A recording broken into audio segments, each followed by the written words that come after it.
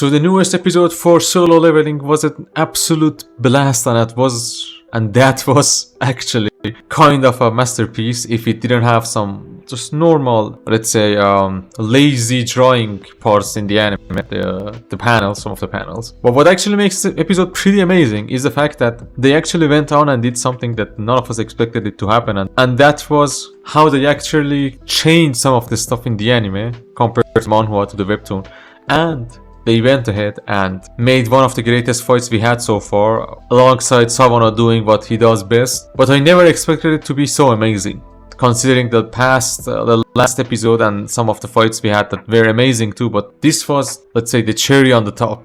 So welcome to the analysis of episode 9 of Solo Leveling. It is important to mention that this episode actually covered chapters from the webtoon, from the manhwa, 29 through 34, and I think all of 34. And there were some differences compared to the source material that we are going to talk about that first, and then go on and continue on to the other fields that we have. So something that you have to take into account first of all is the fact that over at episode 8 we had this person that I call him Jujutsu Kaisen Megumin's long lost brother that dyed his hair purple, and in the manhwa, in the source material, the first moment you see him, by how he is presented and his eyes, and let's say the panel you can see here, you can pretty much deduce that, hey, this is not let's say a good guy, as in how to categorize good guys and bad guys. But in the anime, they took measures to not show us the true nature of this person until far into the anime episode. And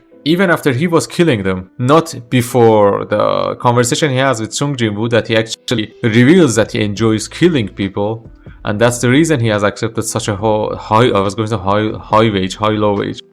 wage salary. You don't actually get to see how much of a piece of shit this person is, and you kind of sympathize with him as being a good guy doing a good deed, or helping a poor man that his daughter is actually dead because of some assholes. And hey, it actually goes on for a while before you realize what's happening. But interestingly, when you get the, let's say, base drop and you realize who he is, you get to see the ass beating he gets from Sung Jin-woo. And that's a pretty interesting choice of changing things a little. Says, hey, let's be honest, the dude was an asshole, but if you were shown from the beginning that he's a pretty not okay person, it wouldn't come as a shock, and the, let's say, environment they created and the top 10 betrayals they gave us wouldn't be as hard hitting as it was in this place. The people that died aren't very important, the prisoners and the two dudes that we had there, just like they were cannon fodder, if I'm not wrong in how to pronounce it. But something that we have to take into account is the fact that they even changed something there. Look,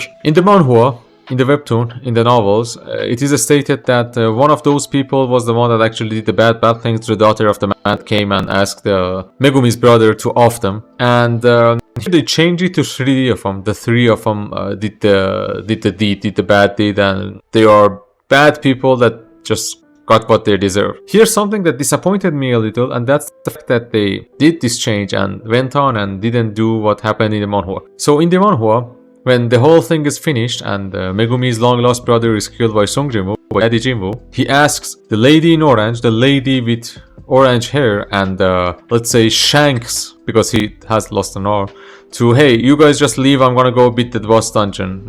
And they're like, okay. So they leave, he goes on, and before going to the boss room, he asks the person that you can see, as you see on this panel, that actually in the manhwa, he was the one that actually did the bad things to the daughter. He grabs him, he's like, hey, you are alive. And he is actually alive, pretending to be dead, playing dead. And the reason that he can't scream is that his vocal, I don't know what, were actually cut by Megumi's long lost brother. So he can't even scream or talk or anything. So he just grabs him, takes him, and he's like, hey, you are not gonna die an easy death, man. You ain't going to leave either. He takes him, Sung Jin-woo, Daddy Jin-woo takes him and drops him into the boss room, and they do a pretty, let's say, some pretty brutal stuff to him that are amazing and joyful to watch because of such a piece of shit that he is, and he got what he deserved. But hey, here's the thing. That scene got removed, and first I thought that it might be because of how violent it was, but considering what happened in the first episodes, I'm guessing that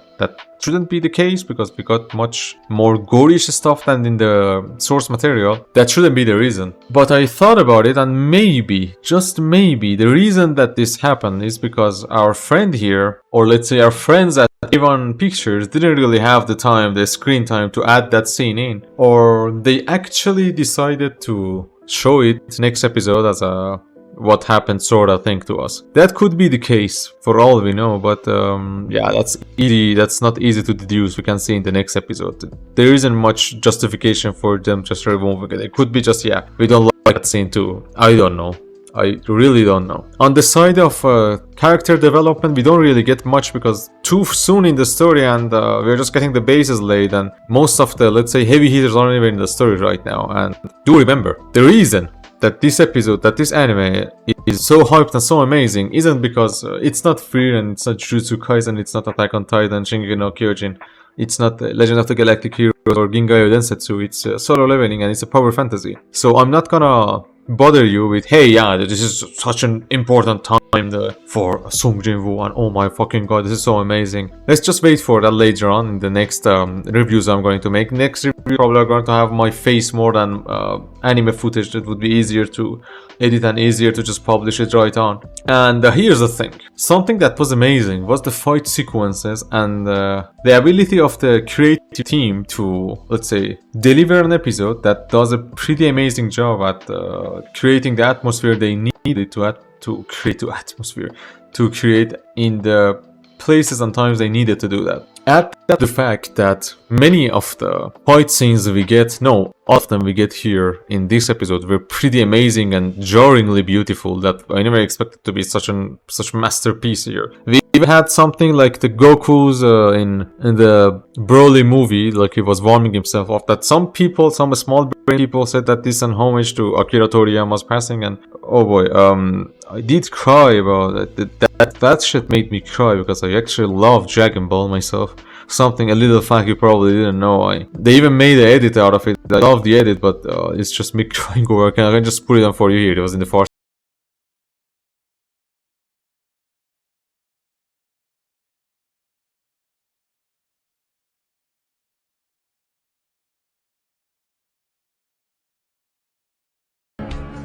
Just by a one-day timeline or something. It takes time to make anime, and people seem to forget that.